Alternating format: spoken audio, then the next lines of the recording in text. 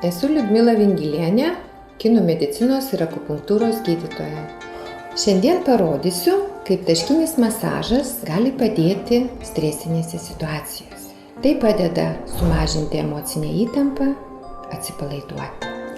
Jausdami stresą, švelniais, ritmingais pulsuojančiais judesiais masažuokite tašką krūtinės centre, spenelių linijoje, tarpuakio srityje bei žandikaulio kampuose.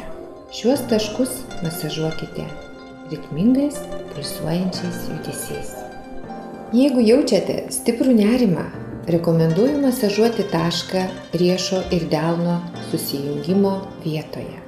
Jį spauskite ritmingais pulsuojančiais judesiais.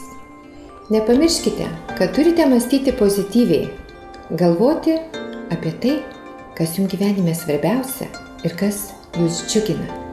Kinų medicinos tikslas – gydyti ligos priežastį, o ne simptomus. To išmokti galime kiekvienas. Tad kviečiu į seminarus, apie kuriuos informaciją rasite interneto svetainėje.